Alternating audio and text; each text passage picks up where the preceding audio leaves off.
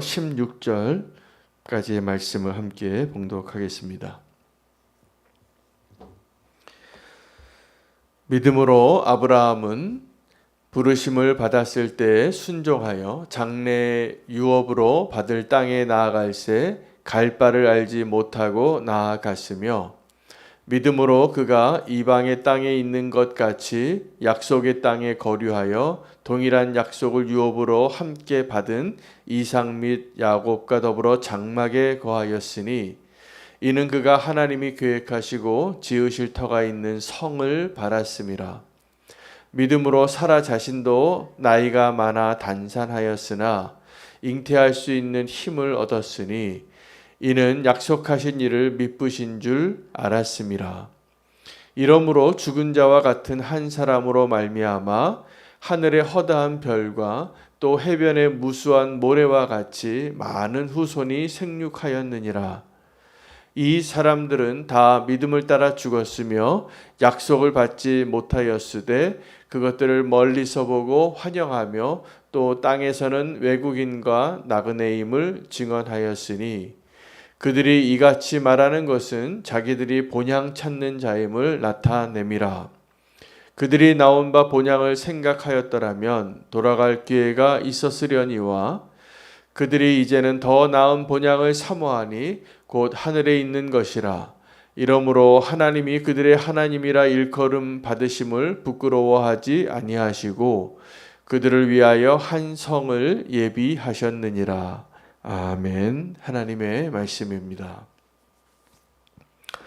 오늘 본문은 아브라함과 사라의 이야기를 통하여서 믿음의 삶이 어떻게 사는 것이 과연 잘 사는 것인가를 다시 한번 확인하고, 우리도 동일한 그 삶을 함께 살아갈 수 있는 결단이 오늘 이 자리에 있기를 원합니다.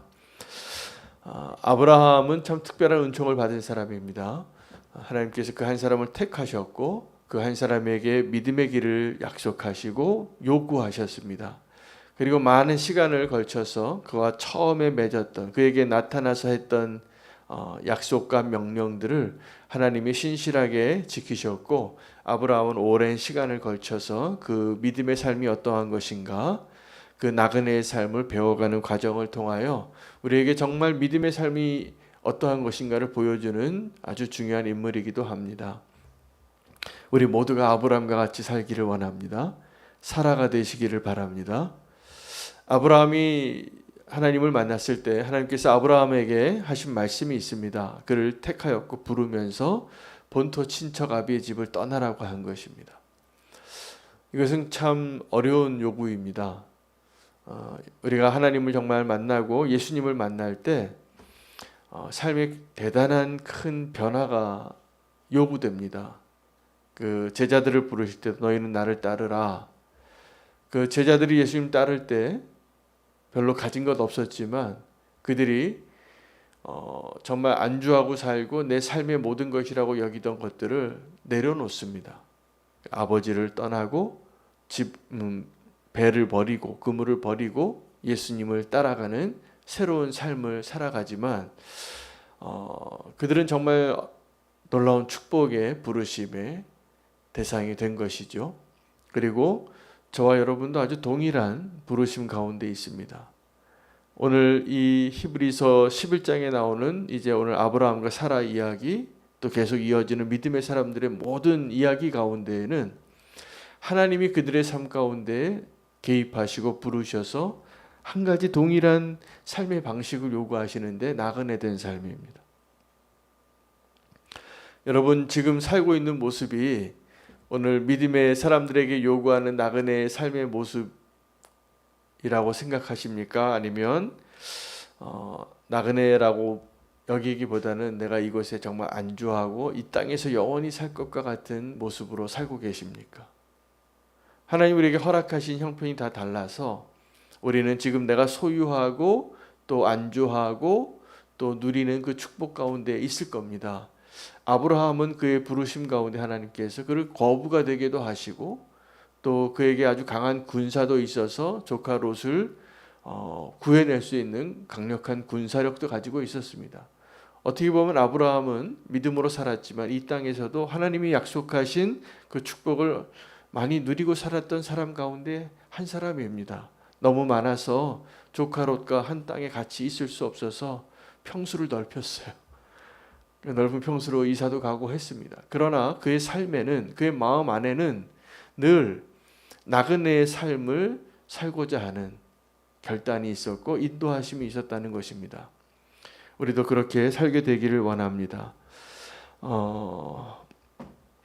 아브라함과 사라가 하나님께 받은 약속이 있습니다. 하나님께서 나타나셔서 내 본토 친척 아비의 집을 떠나 내가 지시할 땅으로 가라.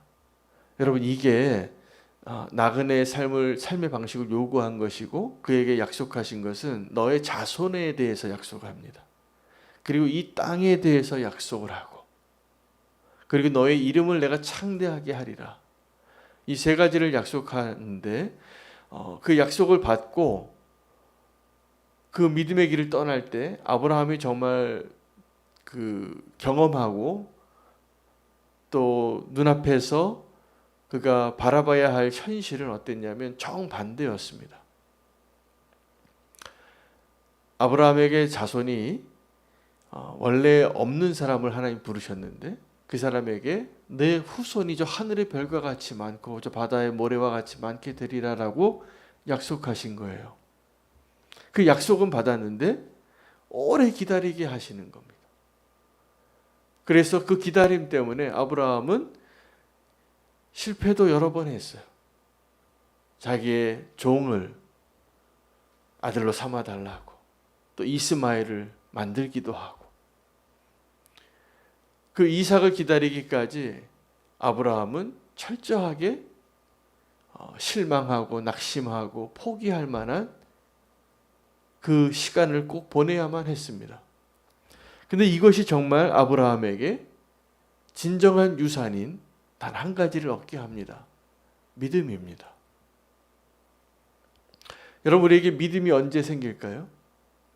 그냥 우리가 믿음도 하나님의 선물인데 믿어진 거죠. 지금 어떤 사람들은 그게 믿어지지 않아서 하나님을 지금도 여전히 부인하고 살아가는데, 저와 여러분은 그 하나님이 믿어져서 그 예수 그리스도를 만나서 구원받은 자로 이렇게 살고 있습니다. 이제 우리에게 하나님이 요구하시는 것은 믿음의 사람의 삶의 방식을 살라는 거예요. 근데 믿음의 사람의 삶의 방식은 나그네로 사는 것입니다. 왜냐하면 우리가 가고자 하는 그 곳이 이 땅이 아니기 때문에요. 우리에게 고향으로 돌아가는 그 회귀 본능을 다시 회복해야 됩니다. 그 회귀 본능을 잃어버린 사람들은 그냥 이 땅에 있는 그 고향이 내 고향인 줄 알거나 지금 이곳이 좋사오니 그렇게 살아가지만, 정말 그 회귀 본능을 가진 우리 동물들이 있잖아요. 연어나 철새나 엄청난 거리를 다시 돌아와서 엄청난 그 고생을 해서 돌아와요. 그게 본능이죠. 믿음의 본능이 있습니다. 더 나은 본향을 사모하는 자로 살아가는 것. 그러면 이 땅에서의 삶의 모습은 당연히 나그네로 살게 되어 있습니다. 여러분, 나그네의 특징은 짐이 가볍다는 것입니다. 여러분, 여행 가보시면 짐을 어떻게 쌉니까? 1박 2일 가는데도 대형 그 가방 들고 다니시죠? 어떤 분들은 거기에 뭐 별거 다 들어갑니다. 근데요, 그때 그 다 필요할지도 모르겠지만 문제가 있어요. 여행하는데 짐이 너무 무거우면 여행이 힘들어요. 여행을 정말 즐겁게 하기 위해서는 꼭 필요한 것, 그 여행에 필요한 것만 가지고 가야 됩니다. 많은 옷도 필요 없어요. 그리고 뭐 여기서 누리던 뭐 편리함을 위한 것들, 여러분, 그 편리함을 위한 것들은 집에 돌아와서 하면 되는 거예요. 정말 여행할 때는 예수님께서 그 제자들을 복음을 전하기 위해서 보내시잖아요. 그때 두 벌 옷도 전대도 두 개의 신발도 가지지 말고 가서 복음을 전하라고. 그래서 너희를 영접하는 곳에 있으면 그 사람에게 축복하고, 너희를 거절하면 그냥 신발 털고 나오라고. 복음 전도자에게도 뭘 요구하시냐면 이 나그네의 라이프 스타일을 요구하는 것입니다. 여러분, 우리의 삶이 하나님 허락해 주신 어떠한 은혜를 누리든지 그 차이가 다 다르실지라도 우리의 마음에는 나그네의 삶을 살고자 하는 그 마음으로 살게 되시기를 축복합니다. 그 나그네는요, 오늘 어떤 축복이 있냐 하면 늘 이렇게 순종하기가 좋아요. 그래서 여러분, 우리가 왜 하나님께 순종하지 못합니까? 하나님 어떤 청년을 불렀어요. 어떤 한 사람을 불렀는데, 야, 너는 저 어떤 오지에 있는 그 나라에 가서 복음을 전하라. 그때 감동을 받고 아멘하고 손들고 내가 그렇게 하겠습니다. 그렇게 했는데 그 다음날 아침에 눈을 뜨면 현실이 있는 거예요. 그때마다 우리는 하나님 앞에 이렇게 이야기하는 거죠. 하나님, 내 가족은 어떻게 합니까? 나이 드신 부모님은 어떻게 합니까? 내가 지금 다 갚아야 할 대출의 빚은 어떻게 합니까? 내가 여기서 지금 해야 끝내야 할 일들은 어떻게 합니까? 그래서 못 가더라고요. 그런데요, 이것이 동일하게 천국에 초대를 받은 사람들이 했던 대답하고 똑같습니다. 잔치에 좀 오라고 하나님이 잔치를 만들어 놓고 준비해 놓고 종들을 보내서 사람들을 초대하라고 하는데 초대받은 사람들이 다 안 왔습니다. 똑같은 이유로. 하나님 나라의 그 잔치에 초대받은 사람과 하나님께서 사명을 주고 소명을 줘서 너는 저 땅끝까지 가서 복음을 전하라고 했을 때 그러지 못하는 이유가 똑같아요. 믿음으로 사는 사람은 그 하나님이 요구하시고 명령하시는 일을 순종할 때 준비되어진 자가 되는 것입니다. 근데 아브라함은 그 믿음의 조상이 되기 위하여 그 삶을 훈련시킵니다. 그래서 아브라함이 원래 목축을 하던 사람이 아니에요. 아브라함이 원래 이 이방 신전에서 이렇게 제사 지내고 그런 일을 하던 사람인데 그 평범한 삶을 하나님을 모르던 그 사람을 불러서 정말 유목인으로 만드는 겁니다. 믿음으로 살면서. 그래서 그가 함께 했던 그의 자손들이 있죠. 아브라함과 이삭과 야곱, 요셉은 나중에 총리가 되지만 이 믿음의 족장들의 삶의 라이프 스타일이 뭐냐면 나그네로 살고 장막에 거한 겁니다. 왜 장막에 살았을까요? 제가 요즘 어떤 분들이 레저를 지키는데 요즘 유행이 있습니다. 차박을 하고 이렇게 텐트를 치고 가서 이렇게 지내는 것이 요즘 젊은 분들이 아주 좋아하는 그 휴가 방식인데 좀 들여다 보니까 생고생이에요. 돈도 많이 들어요. 그거 장비들도 다 그렇게 마련해서 그 하룻밤 가서 그 뭐 조그만 도마에다가 오이 잘라서 이렇게 요리하고 그러는데 집에 있으면 다 있는 것들이에요. 근데 그거를 한번 그 나그네 삶을 누리는 거더라고요. 제가 딱 보니까 불편해요. 근데 그걸 즐겨요. 왜냐하면 우리가 그렇게 살고 있지 않기 때문이죠. 지금 우리는 너무나 편안한 것들에 익숙해져서 내가 지금 누리고 소유하고 아끼는 것들이 너무나 많아서 그것을 떠나보내기가 참 힘든 시대를 삽니다. 너무 잘 사는 거죠. 근데 우리가 지금부터 자꾸 이제 하나씩 내려놓고 믿음으로 순종할 수 있는 그 삶의 방식으로 실천해 보시기를 바랍니다. 아마 더 순종이 잘 되실 겁니다. 더 많은 것을 경험하게 될 것입니다. 이 믿음의 사람들이 나그네 삶을 살면서 얻은 유익은 뭐냐 하면 계속 그 약속한 것을 받지는 못했지만 약속한 것을 향하여 나아가는 삶이 되는 것입니다.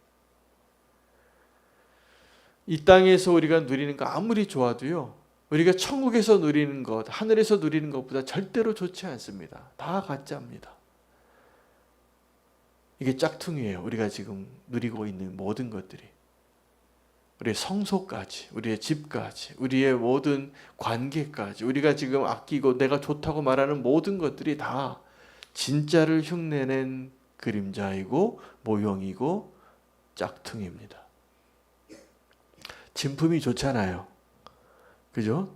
돈을 좀 많이 내고 비싼 거 사면은 좋더라고요.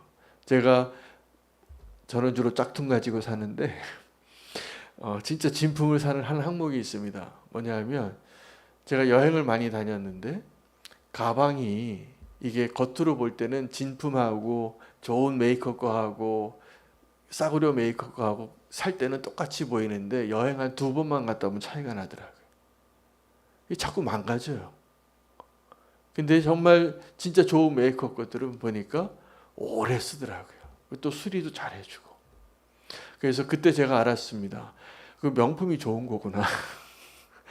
그래서 그 좋은 것이 정말 가치가 있기는 있더라고요. 명품이 좋은 거죠. 그러나 여러분 진짜 명품은 우리가 이 땅에서 누리고 있는 것들이 아닙니다.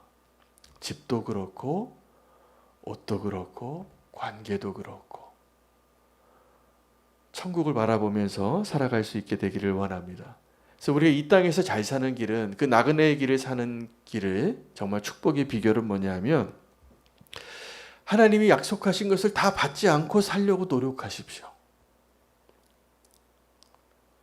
나중에 기쁨이 더 크실 겁니다. 우리가 이 땅에서 하나님의 일을 하고 하나님께 순종하고 하나님께서 우리에게 주신 그 축복들을 이 땅에서 누리는 게 좋습니까? 나중에 하늘에서 누리는 게 좋습니까? 어떤 거 원하세요? 둘 다 좋지만 하늘에서 누리는 게 훨씬 좋습니다. 왜냐하면 이 땅에서 우리가 그 하나님이 주신 축복을 이미 보상을 너무 많이 누리고 살면 첫째는 하늘에서 받을 상이 줄어들어요.